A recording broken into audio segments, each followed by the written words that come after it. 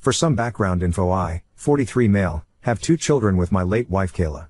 Sam, 21 meters, and Liz, 16F. All fake names. Kayla passed away when our kids were 15 and 10. I won't give specifics about how she passed, but she was struck by a drunk driver when she was on her way home from work. She really was the love of my life, and to say that her passing hit our family hard would be an understatement. I promised myself that if I got back into the dating game I wouldn't date anyone for at least a couple years for the sake of my kids. 3 years after my wife's passing, I met my now fiancée. We'll call her Amanda. Things went slow and I didn't introduce her to my kids until we had been dating for about a year at that point. Now we've been together for 3 years and are engaged. Amanda and my kids have always had a good relationship. Neither of my kids are super close to her, but they have always been friendly and welcoming to her, and Amanda has never overstepped any boundaries my kids have, like trying to replace their mother. At the beginning of Amanda and I's relationship, she was a bit insecure of the fact that I was a widower. During the first few months of us dating, she would constantly ask things like if Kayla had never passed, would I still be with her right now? I always kept my answers brief, and told her that I didn't like thinking about the what ifs and that she was the one I was dating now and that was what mattered. Eventually she stopped making these comments and I stopped worrying about it. Now to the issue. My parents were hosting a family dinner to celebrate my fiancé and I's engagement. It was my mom and dad, my late wife's sister and her husband, Sam and Liz, and me and Amanda. Dinner was going well, we were all making small talk with each other and talked about wedding plans. About halfway into dinner my mom made a comment about how she was so happy I was able to find the spark I had with Kayla and someone else. I don't think anybody really paid much attention to the comment, but then Amanda laughed and said I'm happy she died, otherwise I would have never gotten him to myself. The tone of the dinner immediately shifted and everyone got extremely tense, especially my kids. Amanda noticed the shift and started awkwardly laughing like she was trying to play her comment off as a joke. I was honestly just frozen, as that was the first time she had made a comment like that. My kids looked disgusted and Liz got up and walked out to the car. Sam waited a bit longer like he wanted me to say something, but I was still in shock about what Amanda had said. To make a long story about the dinner short, the dinner was kind of ruined, so I said my goodbyes to everyone, grabbed my fiancé and we all drove home. My daughter hasn't spoken to me or Amanda since and it's been 3 days. I got tired of it and pulled my son aside to ask him what I should do. He said something along the lines of I'm a grown man and don't care who another grown man marries, but I don't want a woman who speaks like that about our mother around my sister. Sam's comment stuck with me and now I'm considering calling off the engagement entirely. She's never made comments like this before, but I'm worried if I let it slide this one time, it will become more frequent and it will affect my daughter. I need some advice from outside perspectives and just want to do right by my kids. Wibta if I called it the engagement because of the comment she made? Edit. Wow, I didn't expect to get this much advice so shortly after posting this. Nonetheless, thank all of you for the advice and even the people calling me a bad father. I think your guys' words are what I needed to pull my head out my ass. I will try to talk to my kids alone tonight before speaking with my fiancé and we'll see where it goes from here. I'm pretty sure my fiancé and I are over though. I'll update late tonight or tomorrow on how the talks with everyone goes. Thank all of you again for setting my head straight. Edit number 2. I tried posting my update on here but this post wouldn't allow it. Update 1. Did my fiancé apologize to anyone at the dinner party? No, she didn't. I honestly don't think it even registered or has registered to her that what she said was wrong. 2. Does fiancé have social anxiety? Not to my knowledge, no. In all the time I've known her she's never shown any signs of social anxiety and doesn't have a history of it. 3. How old was my late wife? She was 37 when she passed and we were the same age. Amanda is 41. A lot of people were asking for clarification on the time frame of her passing and when my fiancé and I met. At this point in time Kayla has been gone for about 6 years and I met Amanda roughly 3 years after Kayla's passing. I didn't mention either of their ages as I didn't believe it was important because we're so close in age, but I understand why a lot of you guys would want to know. Now that I've clarified the things I was most asked about in the comments, we can get into the update. While I'm writing this update, it's the day after I talked to my kids. So last night at around 5:30 my fiancé left for work. She works nights most days of the week, so I was able to call my son and ask if he could come over so I can talk to him and his sister. He goes to our local college and lives in an apartment near his school. When he started college he wanted to move out, but also wanted to stay close to us, so he settled on an apartment a few blocks away from the college. He came over and I called him and his sister into the living room to talk with the both of them. When they were both seated I told them point blank that I didn't think the wedding was happening anymore, and that the comment she made was unacceptable. I then, by the advice of the comments, apologized to them. I told them I was sorry for not saying anything for so long and letting the tension thicken in our home. I told my daughter that I understood why she hasn't spoken to me and that I was sorry for allowing her to think that I was even remotely okay with what she said. I felt pretty spineless after we had gotten back from dinner that night, so I wanted to do everything in my power to make it right with my kids during the conversation. My daughter told me that she felt disgusted at the comment Amanda made and even more so when I didn't defend her mother. She then told me that the past 2 years that she's known Amanda, she felt like she's been gradually trying to push her and Sam away from me. One of the examples Liz gave was when my son moved out. He moved out when he was about to start his sophomore year of college, and when he mentioned the idea of moving out, Amanda was the one who took that and ran with it. According to Liz, Amanda was the one encouraging Sam the most to move out. To be clear, I was never against Sam moving out, but I was clear to him too he was welcome to live at home for his college years and even after until he found where he wanted to be. I asked Sam if he felt pushed out by Amanda, and if that's why he moved out. He said he hadn't felt pushed out before he told everyone he wanted to move, but after he put it out there my fiancé kept pushing for him to move out. Liz cut in and said that every time she brings up college, Amanda keeps encouraging her to go out of state. Liz doesn't plan on going out of state and she's been open about wanting to go to the college Sam is attending right now. Liz said she feels like Amanda is waiting till she graduates high school and goes to college so she can move out. A lot of the comments were right about the subtle comments eventually turning into Amanda wanting my kids pushed away from me. Liz said that she was scared that by the time I eventually noticed the way Amanda was acting, too big of a wedge would have already been driven between me and them. I told them, why kids, that I'm sorry it's taken me this long to notice and that I was also sorry they've been walking on eggshells for so long. I hugged my kids and told them no matter what, they are my top priority, not Amanda or anybody else. A lot of comments pointed out that even though my son is grown, he still needs his father, and I made sure to let my son know that I will always be there for him and his sister even when they are well grown. The entire conversation lasted about 2 hours, we covered a lot of the bases we wanted to, and it got emotional on all sides. In short, Amanda and I are done. I've made it a point to tell my kids that none of this situation is their fault, and that Amanda is the grown woman who said what she said. My kids and I are okay right now, but they aren't 100% with me and probably won't be for a while. I'm completely fine with that and just want my kids comfortable in their own home. Amanda has tomorrow off from work, so I plan on talking to her tomorrow. I also plan on calling my mother to ask her why she thought it was okay to even bring up Kayla at the dinner. I don't want my daughter here when it all goes down, so she's staying tonight and tomorrow night with Sam. So that's where I'm at right now. Not super happy about the outcome of me and Amanda, but would rather have my kids happy and healthy than have a wife. Again, thank you everyone for the advice and the harsh words. I'll update after I call it off with Amanda. Update 2.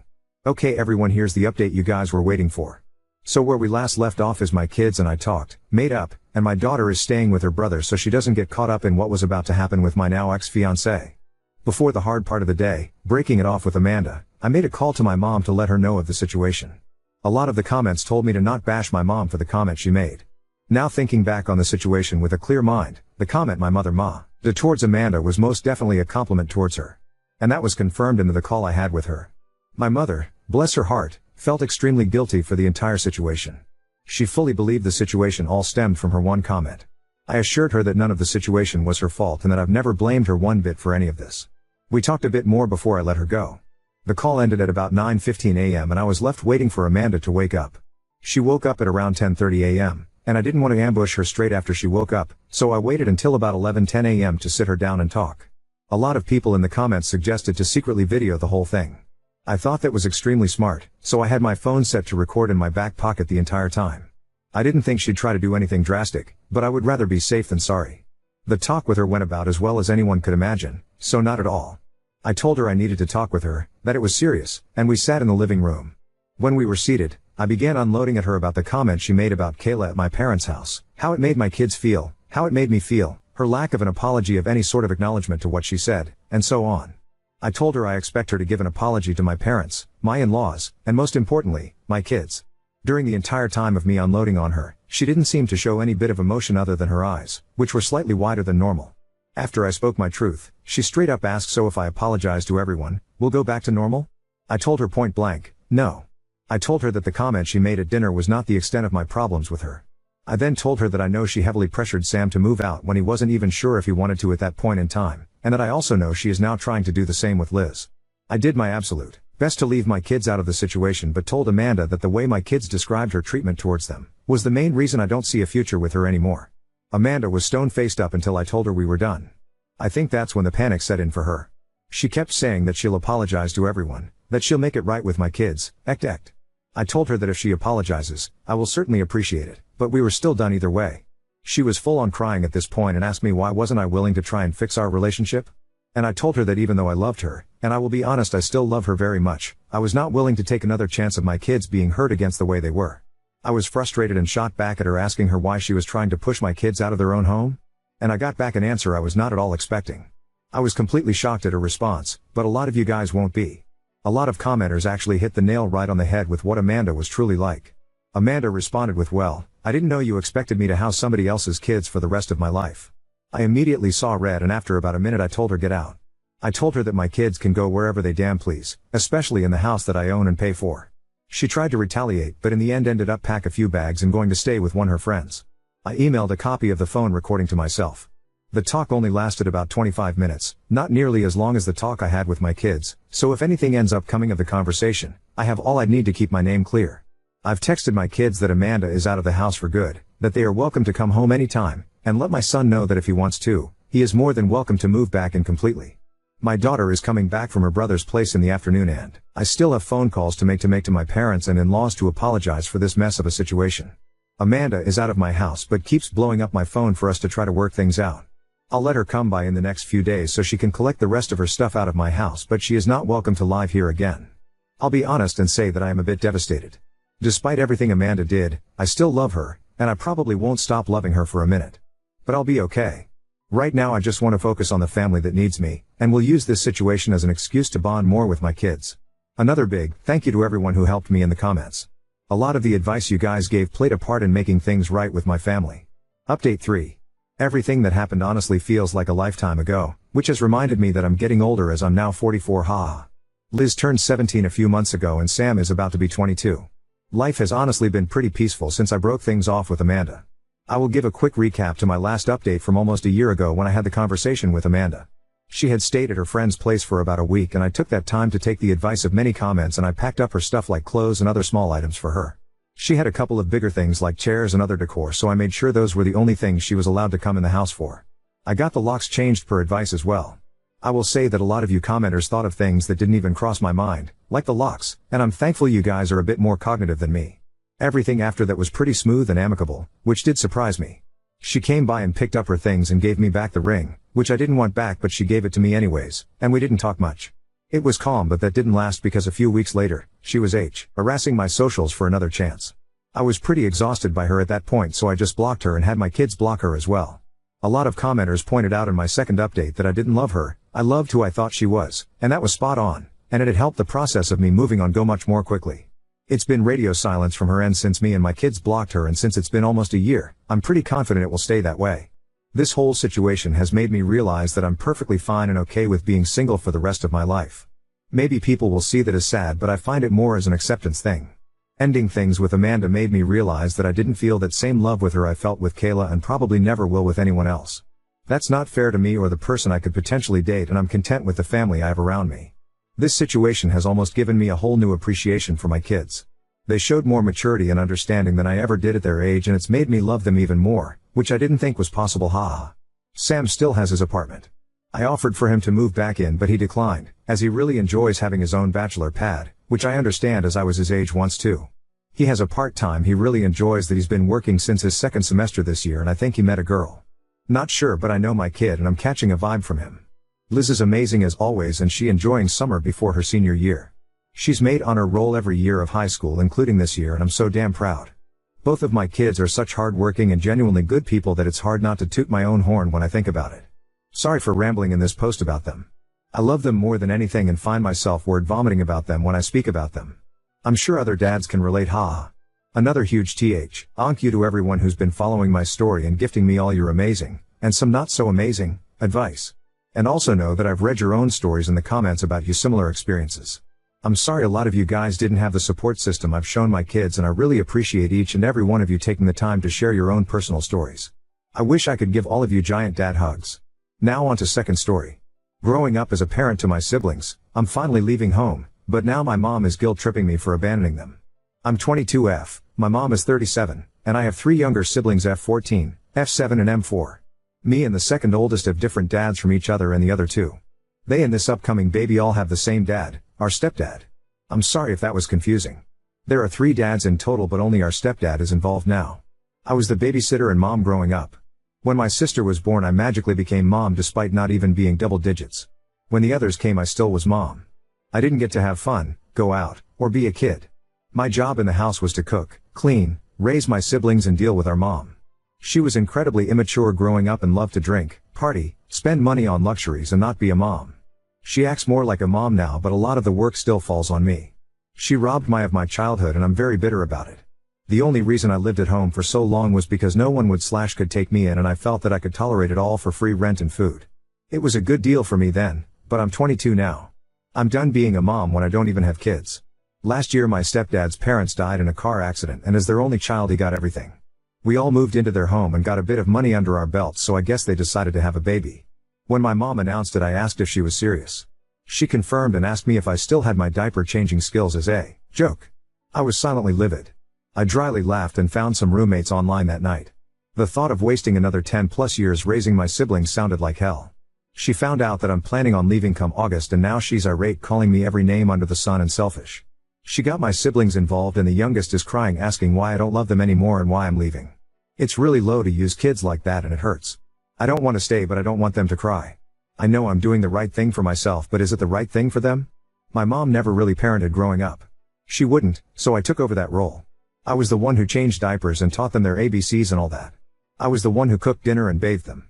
I look at none of my siblings as siblings but as my own kids, because that's what they basically are. I don't think she'll be able to do a good job. She and my stepdad rely on me heavily in that category. Ida for leaving? I need advice on how to get over this feeling and move on. Edit, holy shit, this kind of blew up when I wasn't expecting it to.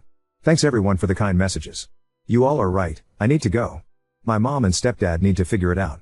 I'm going to talk to all three of my siblings and explain that me leaving is normal and a good thing. I'll always be a phone call away. I'm most worried about my 14-year-old sister though, and will not hesitate to get authorities involved if I suspect she's going through what I went through or she tells me herself. I'll be giving her a different type of talk soon to try and prevent her from becoming the new mom. Update 1. My mom and stepdad blocked me, but my 14-year-old sister is so far doing fine. I talked to all my siblings individually, but it was rough in more ways than one. I had an explosive argument with my mom the day I left, but that was to be expected. She said nothing new. She called me selfish, a brat, a terrible daughter, and said that she wished she had aborted me. Nothing I haven't heard before. About a week or so before I moved out, I stopped doing most of the things I did before. My parents freaked out and we had a lot of arguments, but I'm happy it's over with. Every time they saw me, a comment was said either to my face or under their breath. My mom would act like I was invisible and talk shit about me to whoever was around. She filled my siblings' heads up with bullshit, and I was incredibly stressed about it. I actually considered staying at that point. I was very close to just staying home, which I know will disappoint you all, but I almost did. This wasn't an easy transition for my siblings, and they're small. It hurts so bad watching them get wrapped up in all of this. My parents had no idea how to do anything for some reason. They had no patience and couldn't get the kids to listen to them. I know they didn't have much experience in childcare, but they were acting brand new. I had a really hard time watching them struggle and watching my siblings suffer because of it. I felt fucking horrible and like I was neglecting them. School is also coming up very soon, and I used to always get them together, so that's going to be an upcoming problem. I'm happy that I won't be around for that, but I'm sad that I won't be. My little brother will be a kindergartner and my sister will be a freshman in high school. Those are huge milestones I wanted to be around for. But, on the bright side, my sister is playing the incompetence card all on her own, and I love her for it. After our conversation about not turning out like me, she told me she'll pretend not to know how until mom stops asking her, which hasn't happened yet. Apparently mom asks her to cook, wash the kids, get them dressed, etc., little gateway things that will spiral into her being the new mom. I'm proud of her for sticking to her plan for the few weeks that she has. She's a lot stronger than I thought she was. I really thought that I'd have to drill it into her to not do anything, but she's doing a lot better than expected. I just hope she doesn't crumble under the pressure. I know it's hard. In order to visit I have to be welcomed back into the house, but that isn't going well since I'm blocked. I don't want my sister being the middleman, even though she's already trying. I want to see everyone, but without permission there's nothing I can do. And, if anyone cares about my new move, my roommates are great. We played Monopoly our first night, all settled in, and it was a great bonding experience. And they're very clean people. It seems so small, but holy shit. It's amazing. I'm loving my current arrangement and hoping it lasts. So yeah. I'm doing fine. My sister didn't take over my job, and I hope she never does, and my parents are losing their minds as expected. I can see their marriage falling apart in the future too. They can figure it all out and raise this one start to finish. Part of me is still feeling incredibly guilty for leaving, and I sometimes regret it, but my newfound freedom feels so good and I'm reminded of why I left. I'm going to a bar later tonight with my roommates for the first time in my life to let loose and have fun. It feels so weird to say, but I feel like a teenager Lamau. Everything is so exciting and feels a bit illegal, like I'm out way past curfew. So thank you again everyone. I don't think I'd have actually moved without your guys' words. Even though I found roommates, I don't think I could have left on my own. I wouldn't have committed and probably just stayed home. I'm not as strong as I thought I was. It really helped me make a decision when I thought about disappointing you guys. I've never met any of you, but having a cheerleader and knowing that so many of you saw my post and wrote me a kind message really helped. I couldn't be more grateful and excited to live my life. I thought it would be a great time to update since I'm going out tonight to have some fun. Someday all the guilt will. I'll be gone and I'll patch up my relationship with everyone. I still want to have a relationship with my mom someday if she'll change and allow it. As much as I say I hate her, I still sort of love her. She's still my mom.